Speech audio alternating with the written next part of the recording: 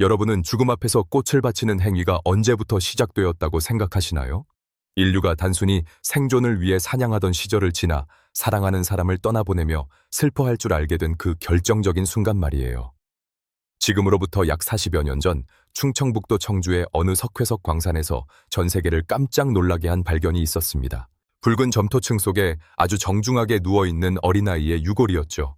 그런데 더 놀라운 건 아이의 가슴 주변에서 발견된 꽃가루였습니다. 수만 년 전 구석기 시대 사람들이 아이의 죽음을 슬퍼하며 꽃을 뿌려주었다는 인류 최초의 꽃 제사 가설이 세워진 거예요. 하지만 이 아름다운 이야기에 찬물을 끼얹는 충격적인 연구 결과가 발표됩니다. 세계적인 권위를 가진 프랑스 연구팀이 이 아이의 뼈를 분석했더니 구석기 시대가 아니라 불과 300년 전인 조선시대 사람이라는 결과가 나온 겁니다. 4만 년의 낭만과 300년의 착각, 과연 진실은 무엇일까요? 오늘 우리는 한반도의 거대한 탄생 비화부터 이 아이를 둘러싼 미스터리까지 소름 끼칠 정도로 자세히 파헤쳐 보겠습니다. 안녕하세요. 역사의 숨겨진 이면을 현미경처럼 들여다보는 결정적 역사입니다. 오늘은 우리 민족의 무대인 한반도가 어떻게 만들어졌는지, 그리고 그 위에서 처음으로 삶을 시작했던 고인류가 남긴 가장 슬프고도 아름다운 흔적, 흥수아이에 대해 이야기해보려 합니다. 이 영상 하나만 끝까지 보셔도 여러분은 지질학자와 고고학자가 된 기분을 느끼실 거예요. 한반도가 왜 박물관이라 불릴 만큼 복잡한 구조를 가졌는지, 그리고 우리가 교과서에서 배웠던 꽃 제사 이야기에 어떤 무서운 과학적 반전이 숨어 있는지 전부 알게 되실 거거든요. 지금껏 어디서도 듣지 못했던 디테일한 분석, 지금 바로 시작합니다. 이야기를 시작하려면 먼저 우리가 발을 딛고 서 있는 이 땅, 한반도가 어떻게 태어났는지부터 알아야 합니다. 한반도의 역사는 우리가 생각하는 5,000년보다 훨씬 깊은 수십억 년의 심연 속에 잠겨 있거든요. 지질학자들은 한반도를 지구 역사의 박물관이라고 부르기도 해요. 그만큼 복잡하고 다층적인 사건들이 벌어졌기 때문이죠. 가장 먼저 선캄브리아기라는 시대로 거슬러 올라가 보죠. 이때는 지금으로부터 약 30억 년 전에서 25억 년 전 사이입니다. 이 시기에 한반도의 뼈대라고 할 수 있는 거대한 지각 덩어리들이 만들어졌어요. 이걸 전문 용어로 육괴라고 부릅니다. 북쪽에는 낭림육괴, 허리에는 경기육괴, 남쪽에는 영남육괴라는 세 개의 거대한 땅덩어리가 있었죠. 여기서 재밌는 사실 하나 알려드릴까요? 많은 분이 한반도는 원래부터 이 모양 이대로 붙어 있었다고 생각하시잖아요. 그런데 사실은 전혀 그렇지 않았습니다. 지질학적 연구에 따르면 이 육괴들은 과거에 중국의 북중국지괴와 남중국지괴에 각각 연결되어 있었어요. 말 그대로 흩어져 있던 땅덩어리들이 수억 년 동안 지구 전체를 돌아다니다가 어느 순간 엄청난 힘으로 충돌하면서 비로소 지금의 한반도 모양으로 합쳐지기 시작한 겁니다. 경기 육괴와 영남 육괴 사이에 있는 옥천 습곡대가 바로 그 거대한 충돌의 흔적, 즉 봉합선이라고 볼 수 있어요. 그러다가 고생대에 접어들면서 한반도는 아주 기묘한 변화를 겪습니다. 약 5억 4천만 년 전부터 2억 5천만 년 전 사이의 일이에요. 이때 한반도의 상당 부분이 따뜻하고 얕은 바다 밑으로 가라앉게 됩니다. 여러분, 지금의 강원도 단양이나 영월, 충북 청주 같은 곳이 예전에는 열대바다였다는 사실이 믿어지시나요? 이 바다 밑바닥에는 수천만 년 동안 조개껍데기나 산호, 그리고 우리가 잘 아는 삼엽충 같은 해양 생물들의 사체가 쌓이기 시작했어요. 이 사체들의 주성분인 탄산칼슘이 층층이 쌓여서 만들어진 것이 바로 거대한 석회암층, 조선누층군입니다. 이 사건이 왜 중요하냐고요? 만약 이때 한반도가 바다에 잠겨 석회암이 만들어지지 않았다면 우리가 오늘 이야기할 흥수아이가 발견된 동굴 자체가 존재하지 않았을 것이기 때문입니다. 말 그대로 지질학적 우연이 고고학적 기적을 만든 셈이죠. 하지만 평화는 오래가지 않았습니다. 중생대에 들어서면서 한반도는 지옥불과 같은 조산운동의 시기를 맞이하거든요. 특히 쥐라기에 발생한 대보조산운동은 한반도 역사상 가장 격렬한 지각변동이었습니다. 땅속 깊은 곳에서 뜨거운 마그마가 끓어오르며 지각을 뚫고 들어왔고, 이게 굳어서 만들어진 게 바로 대보 화강암이에요.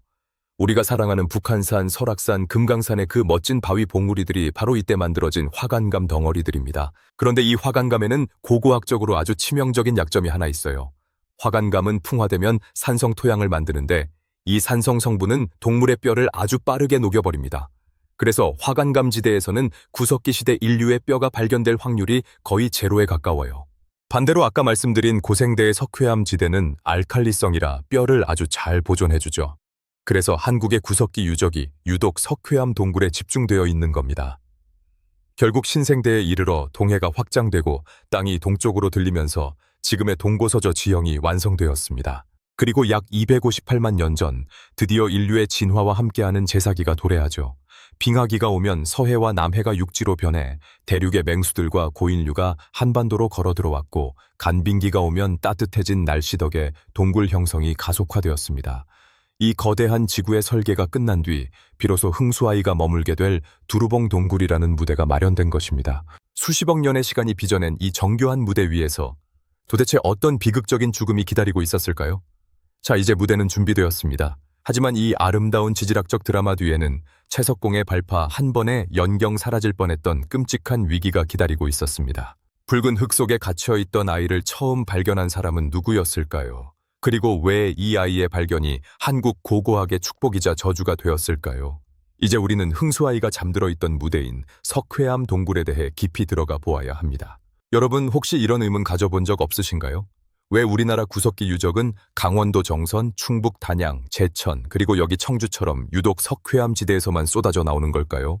그 비밀은 바로 화학 반응과 시간의 마법에 숨어 있습니다. 아까 말씀드렸듯이 고생대 바다에서 만들어진 석회암은 탄산칼슘이 주성분입니다.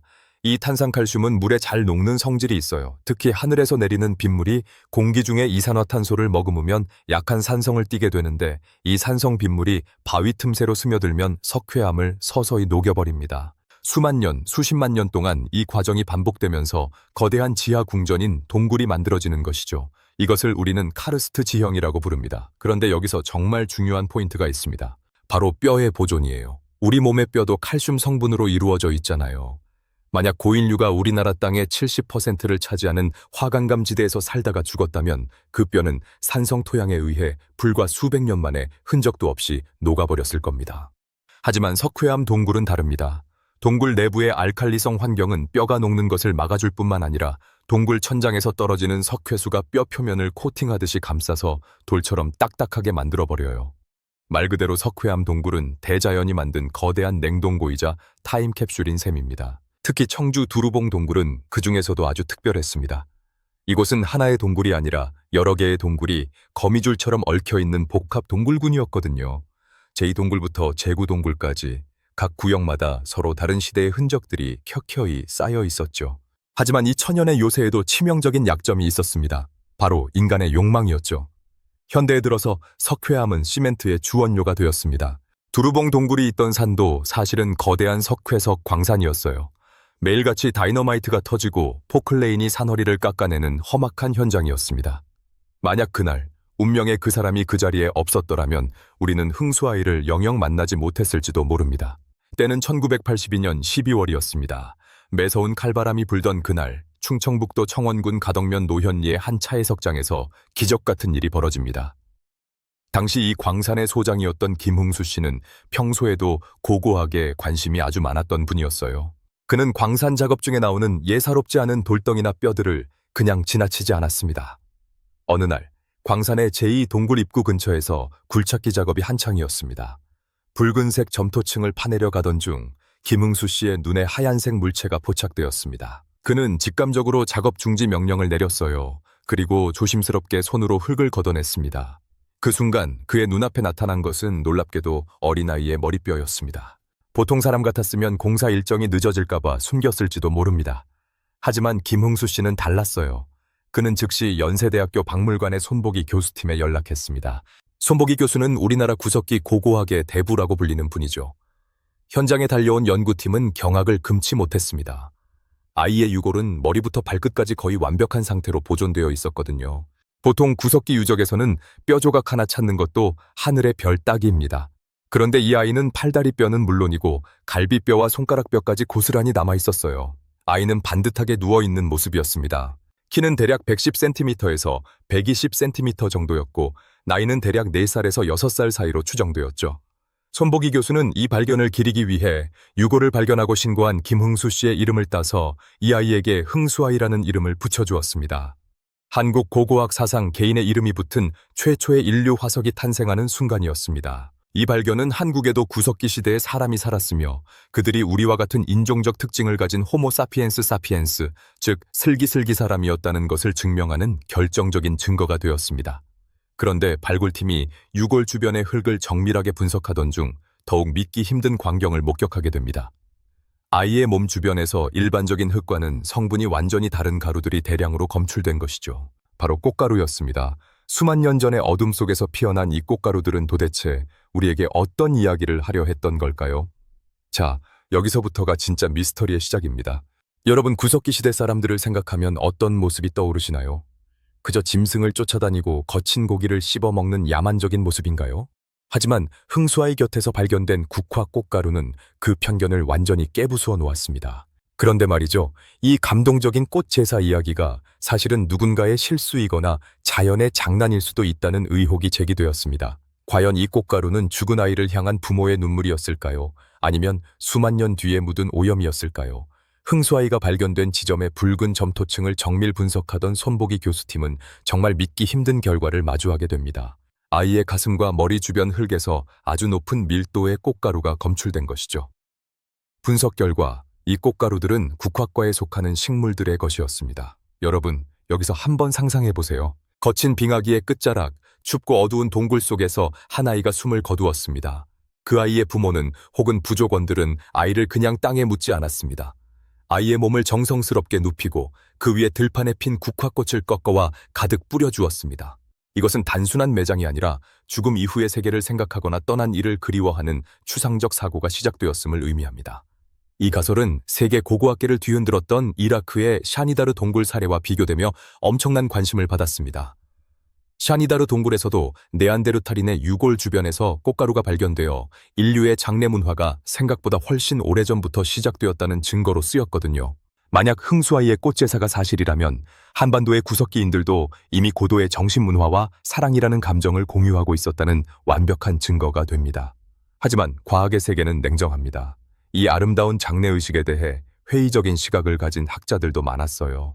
그들은 몇 가지 의문을 제기합니다. 첫째, 꽃가루가 바람에 날려 동굴 안으로 들어왔거나 혹은 굴을 파고 사는 쥐나벌 같은 곤충들이 옮겨온 것일 수도 있다는 주장입니다. 둘째, 발굴 당시에 연구자들의 옷에 묻어있던 현대의 꽃가루가 섞여 들어간 오염일 가능성도 배제할 수 없다는 것이었죠. 특히 국화과 식물은 종류가 워낙 많고 현대에도 흔하기 때문에 이것이 4만 년 전의 것인지 아니면 최근의 것인지 구분하는 것이 매우 까다로웠습니다. 하지만 당시 발굴팀은 꽃가루의 농도가 아이의 주변에서만 유독 높게 나타난다는 점을 들어 이것은 자연적인 현상이 아니라 분명한 의도를 가진 행위였다고 확신했습니다. 여러분은 어떻게 생각하시나요? 꽃 제사 논란보다 더 큰 폭풍은 2011년에 찾아왔습니다. 바로 흥수아이의 진짜 나이를 둘러싼 연대 측정 전쟁이었죠. 당초 한국 학계는 흥수아이가 발견된 지층의 깊이와 주변에서 나온 동물 화석들을 근거로 이 아이가 약 4만 년 전인 후기 구석기 시대 사람이라고 발표했습니다. 그런데 2011년 프랑스 자연사 박물관의 연구팀이 아주 충격적인 논문을 발표합니다. 그들은 가속기 질량 분석기라는 최첨단 장비를 활용해 흥수아이의 뼈를 직접 탄소 연대 측정했는데요. 그 결과가 무엇이었는지 아시나요? 놀랍게도 4만 년 전이 아니라 지금으로부터 불과 300년 전인 조선시대 사람이라는 결과가 나온 겁니다. 이 발표는 한국 고고학계에 엄청난 충격을 주었습니다. 교과서에 실렸던 국보급 유적이 순식간에 평범한 조선시대 아이의 무덤으로 전락할 위기에 처한 것이죠. 프랑스 팀은 아이의 뼈 상태가 너무 깨끗하고 단백질 성분이 많이 남아있다는 점을 근거로 내세웠습니다. 과학적인 수치는 거짓말을 하지 않는다는 논리였죠. 하지만 한국의 연구진들은 즉각 반박했습니다. 여기에는 아주 중요한 과학적 이유가 있었습니다. 흥수아이가 처음 발견되었을 때 뼈가 너무 약해서 부스러질 위험이 있었거든요. 그래서 당시 연구진은 뼈를 고정하기 위해 파라로이드 B72 같은 화학 경화제를 대량으로 뿌렸습니다. 탄소 연대 측정은 시료에 포함된 아주 미세한 탄소를 분석하는 것인데 현대의 화학물질인 경화제가 뼈 속으로 침투했다면 당연히 연대가 아주 젊게 나올 수밖에 없다는 논리였습니다. 즉, 프랑스 팀이 측정한 것은 아이의 뼈가 아니라 뼈를 감싸고 있던 현대의 플라스틱 성분이었다는 것이죠. 오염된 시료를 가지고 내린 결론은 믿을 수 없다는 강력한 비판이었습니다. 하지만 안타깝게도 흥수아이의 뼈는 이미 경화제로 찌들어 있는 상태라 오염물질을 완벽하게 제거하고 다시 측정하기가 매우 어렵습니다. 결국 흥수아이는 4만 년 전의 구석기 소년이라는 지층의 증거와 300년 전의 조선시대 아이라는 기계의 데이터 사이에서 길을 잃고 말았습니다. 이 미스터리는 아직도 완벽하게 해결되지 않은 채 우리에게 고고학적 진실이란 무엇인가에 대한 무거운 질문을 던지고 있습니다. 아이가 구석기 시대 사람이든 조선시대 사람이든 이 동굴이 남긴 가치는 여기서 끝이 아닙니다. 두루봉 동굴에서는 아이의 뼈뿐만 아니라 지금의 한반도에서는 상상조차 할 수 없는 기괴한 맹수들의 뼈가 무더기로 발견되었거든요. 코뿔소가 한반도를 뛰어다니고 사나운 하이에나가 동굴 속에 웅크리고 있었다면 믿으시겠습니까? 이제 우리는 흥수아이가 마주했을 빙하기 한반도의 사라진 세계로 떠나보겠습니다. 흥수아이가 발견된 지층 주변에서는 무려 46종에 달하는 다양한 동물들의 뼈 화석이 함께 발견되었습니다. 이 뼈들은 수만 년 전 한반도의 기후와 생태계를 알려주는 아주 소중한 보고서예요. 가장 먼저 우리를 놀라게 하는 동물은 바로 털코뿔소입니다. 여러분, 지금의 아프리카가 아니라 바로 이곳 한반도에 코뿔소가 살았다는 사실이 믿어지시나요? 이 털코뿔소는 온몸이 짙고 긴 털로 덮여 있어서 영하 수십 도의 추위도 거뜬히 견딜 수 있었습니다. 코 위에는 2m에 달하는 거대한 뿔이 달려 있었고 그 힘은 바위도 옮길 정도였죠. 두루봉 동굴에서 발견된 이들의 이빨과 뼈는 한반도가 과거의 거대한 평원이었으며 지금보다 훨씬 추운 빙하기였다는 것을 증명합니다. 그뿐만이 아닙니다. 동굴 안쪽 깊은 곳에서는 점박이 하이에나의 뼈도 대량으로 발견되었습니다. 사실 두루봉 동굴은 인간만의 집이 아니었습니다. 인간이 동굴을 비울 때면 하이에나 떼가 들어와 자리를 잡았죠. 하이에나는 아주 강력한 턱힘을 가지고 있어서 뼈를 으깨어 먹기로 유명한데 실제로 동굴에서 발견된 사슴이나 코뿔소의 뼈에는 하이에나의 이빨 자국이 선명하게 남아 있습니다. 어떤 뼈는 하이에나의 소화기관을 거쳐 나온 뒤 화석이 된 분석, 즉 배설물 화석으로 발견되기도 했어요.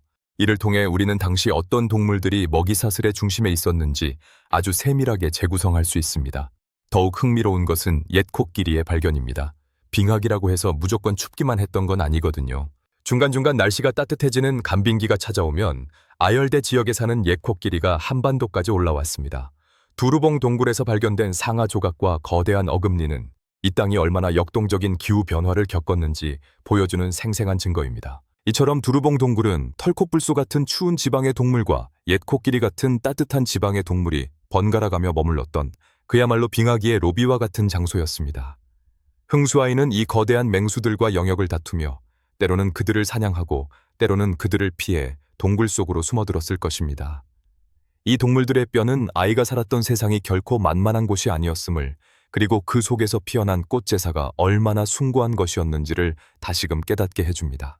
오늘 우리는 수십억 년 전 한반도의 탄생부터 붉은 흙 속에 잠들어 있던 흥수아이의 미스터리까지 아주 긴 여행을 함께 했습니다. 내용을 다시 한번 짧게 정리해 볼까요? 첫째, 한반도는 수십억 년의 지각 변동을 거쳐 석회암과 화간감이 공존하는 독특한 땅이 되었습니다. 둘째, 석회암 동굴이라는 천연의 타임캡슐 덕분에 우리는 흥수아이라는 소중한 인류 화석을 만날 수 있었습니다.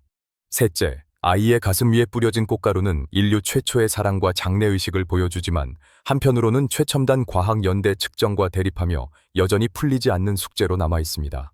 비록 과학적 연대가 우리를 혼란스럽게 할지라도 한 가지 변하지 않는 사실이 있습니다. 그것은 이 땅 위에서 우리 조상들이 아주 오래전부터 삶을 일구어 왔고 누군가의 죽음을 슬퍼하며 꽃을 바칠 줄 아는 따뜻한 마음을 가졌었다는 사실입니다. 4만 년 전의 꽃이든 300년 전의 꽃이든 그 속에 담긴 사랑의 본질은 다르지 않기 때문입니다. 오늘 영상이 흥미로우셨다면 이번 주말에는 청주의 충북대학교 박물관이나 공주의 석장리 박물관을 한번 방문해 보시는 건 어떨까요? 책이나 영상으로 보는 것보다 실제 그 거대한 뼈들을 마주했을 때 느껴지는 경외감은 차원이 다를 겁니다. 마지막으로 처음에 던졌던 질문으로 돌아가 보려 합니다. 4만 년의 낭만인가? 300년의 착각인가? 여러분은 어떤 쪽을 믿고 싶으신가요? 진실은 어쩌면 그 아이만이 알고 있을지도 모릅니다. 하지만 우리는 그 미스터리 덕분에 오늘처럼 우리의 뿌리에 대해 깊이 고민해 볼 수 있었습니다. 오늘 준비한 이야기는 여기까지입니다. 영상이 유익했다면 구독과 좋아요, 그리고 알림 설정까지 꼭 부탁드리고요. 여러분의 생각은 어떤지 댓글로 자유롭게 남겨주세요. 저는 더 깊고 흥미로운 역사 이야기로 다시 돌아오겠습니다. 지금까지 결정적 역사였습니다. 시청해주셔서 감사합니다.